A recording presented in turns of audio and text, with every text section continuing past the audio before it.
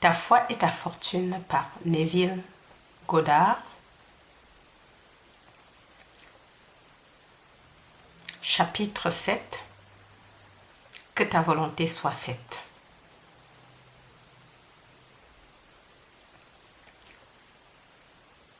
Traduction et narration par Julie Descamps.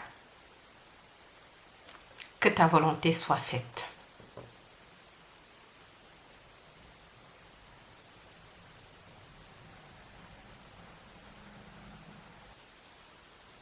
Que ce ne soit pas ma volonté, mais la tienne qui soit faite.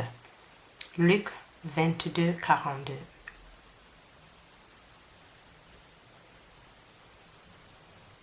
Ô Père, si cette coupe ne peut passer loin de moi, sans que je ne la boive, que ta volonté soit faite. Matthieu 26, 42.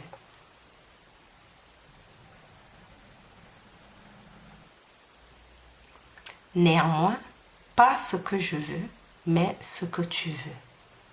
Marc 14, 36.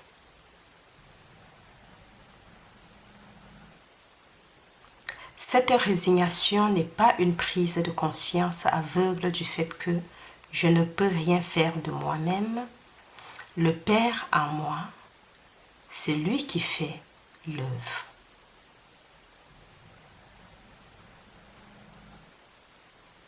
Je ne peux rien faire de moi-même. Comme j'entends, je juge. Et mon jugement est juste. Car je ne cherche pas ma propre volonté, mais la volonté du Père qui m'a envoyé. Jean 5, 30.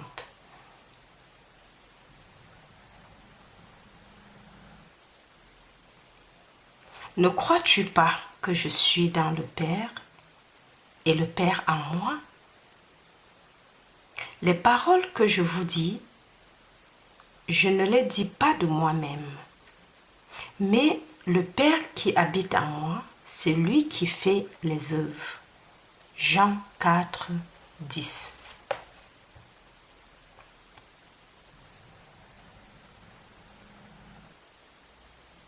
Lorsque l'homme veut, il tente de faire apparaître dans le temps et l'espace quelque chose qui n'existe pas encore.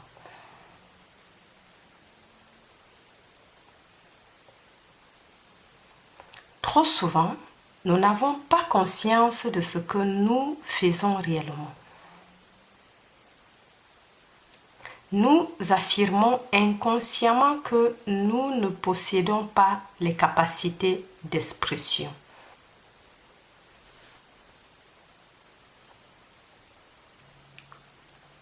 Nous fondons notre désir sur l'espoir d'acquérir les capacités nécessaires dans le temps futur. Je ne suis pas, mais je serai. L'homme ne réalise pas que la conscience est le Père qui fait le travail, alors qu'il tente d'exprimer ce qu'il n'est pas conscient d'être.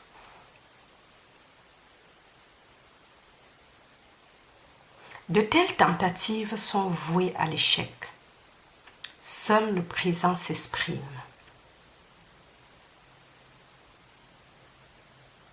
À moins d'être conscient d'être ce que je cherche, je ne le trouverai pas.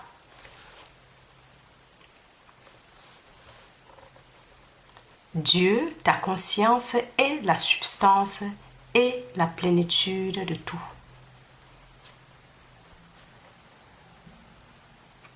La volonté de Dieu est la reconnaissance de ce qui est et non de ce qui sera.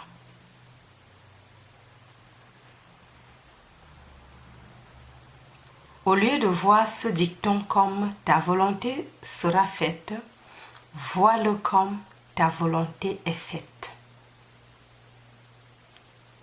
Les travaux sont terminés.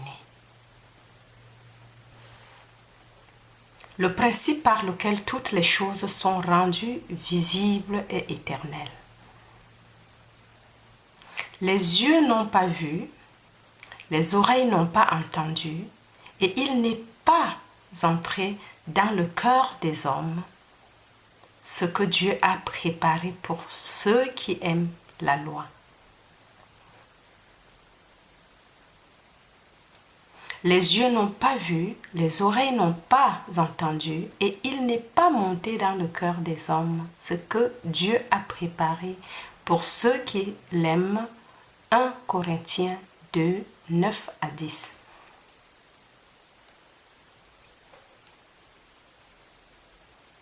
Lorsqu'un sculpteur regarde un morceau de marbre informe, il voit enfoui dans sa masse informe son œuvre d'art achevée.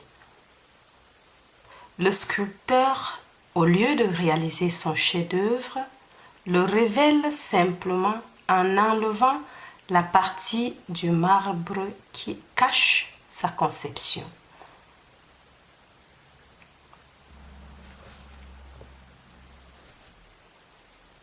Il en va de même pour toi. Dans ta conscience informe se trouve enfoui tout ce que tu auras jamais conçu comme étant toi-même.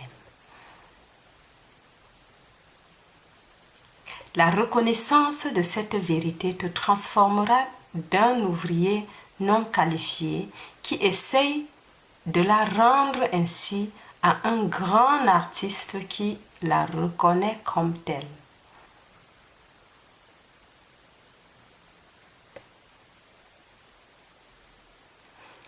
Ton affirmation selon laquelle tu es maintenant ce que tu veux être lèvera le voile des ténèbres humains et révélera parfaitement ton affirmation.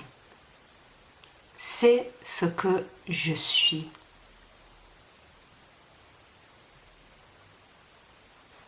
La volonté de Dieu a été exprimée dans les mots de la veuve. C'est bien.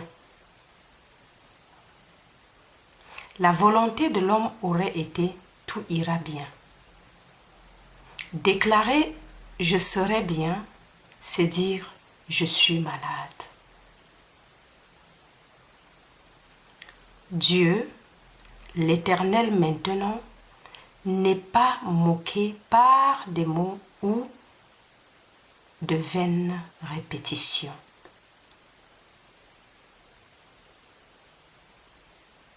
Dieu personnifie continuellement ce qui est. Ainsi, la résignation de Jésus, qui s'est fait l'égal de Dieu, se détourne de la reconnaissance du manque que l'avenir indique par « je serai » pour se tourner vers la reconnaissance de la fourniture en proclamant « je suis cela ». C'est fait. Merci Père. Tu verras maintenant la sagesse dans les paroles du prophète lorsqu'il déclare que le faible dise « je suis fort ». Joël 3, 10. L'homme dans son aveuglement n'écoute pas les conseils du prophète. Il continue à se prétendre faible, pauvre, misérable et toutes les autres expressions indésirables dont il essaye de se libérer en prétendant par ignorance qu'il sera libéré de ces caractéristiques dans l'attente de l'avenir.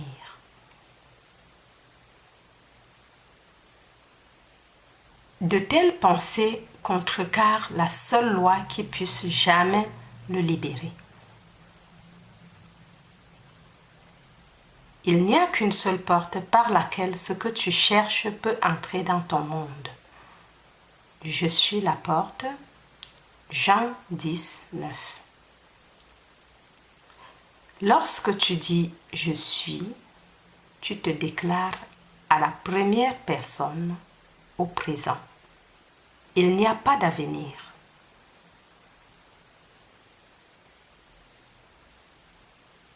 Savoir que je suis, c'est être conscient d'être. La conscience est la seule porte. Si tu n'es pas conscient d'être ce que tu cherches en vain. Si tu juges après les apparences, tu continueras à être asservi par l'évidence de tes sens. Pour briser ce charme inoptique des sens, on te dit « Rentre et ferme la porte ». Mais toi, quand tu pries, entre dans ton cachot et quand tu as fermé ta porte, prie ton Père qui est dans le secret, et ton Père qui voit dans le secret te récompensera ouvertement. Matthieu 6,6. Entre dans ta chambre et ferme tes portes autour de toi. Cache-toi comme pour un petit moment, jusqu'à ce que la colère soit dissipée. Ésaïe 26, 20. Et quand tu seras entré, tu fermeras la porte sur toi et sur tes fils. 2 Rois 4, 4. Il entra donc, ferma la porte sur eux deux et pria le Seigneur. 2 Rois 4, 33. La porte des sens doit être bien fermée avant que ta nouvelle revendication puisse être honorée. Fermer la porte des sens n'est pas aussi difficile qu'il n'y paraît au premier abord. Elle se fait sans effort. Il est impossible de servir 2 maîtres en même temps. Matthieu 6, 24, Luc 16, 13. Le maître que l'homme sert est celui qu'il est conscient d'être. Je suis Seigneur et maître de ce que je suis conscient d'être. Ce n'est pas un effort pour moi de conjurer la pauvreté si je suis consciente d'être pauvre. Mon serviteur, la pauvreté, est obligé de me suivre, consciente de la pauvreté, tant que je suis le Seigneur, consciente d'être pauvre. Encore.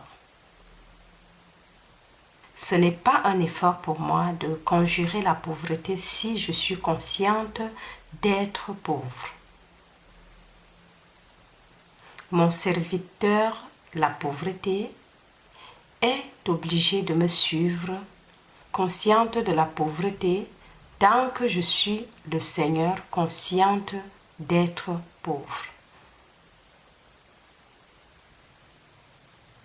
Au lieu de lutter contre l'évidence des sens, tu prétends être ce que tu désires être. Alors que ton attention est portée sur cette proclamation, les portes des sens se ferment automatiquement contre ton ancien maître, celui que tu étais conscient d'être.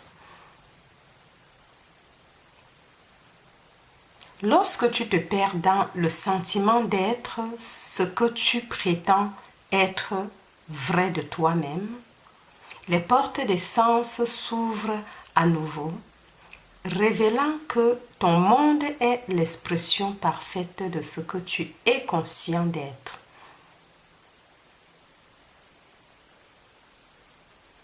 Suivons l'exemple de Jésus qui a réalisé en tant qu'homme qu'il ne pouvait rien faire pour changer son image actuelle du manque. Il a fermé la porte de ses sens contre son problème et est allé vers son Père, celui à qui tout est possible. Matthieu 19, 26, Marc 9, 23, Luc 18, 27, Actes 8, 37.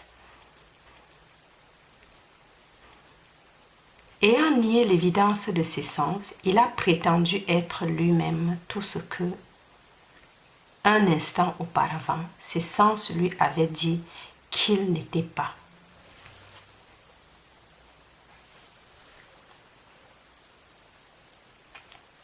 Sachant que la conscience exprime sa ressemblance sur terre, il est resté dans la conscience revendiquée jusqu'à ce que les portes de ses sens s'ouvrent et confirment la domination du Seigneur.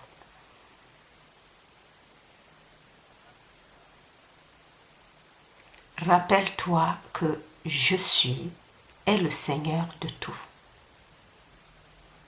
Ne plus jamais utiliser la volonté de l'homme qui prétend « je serai ». Sois aussi résigné que Jésus et revendique « je suis cela ». Encore. Rappelle-toi que je suis est le Seigneur de tout.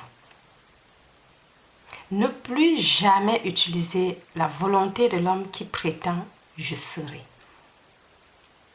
Sois aussi résigné que Jésus et revendique « je suis cela ».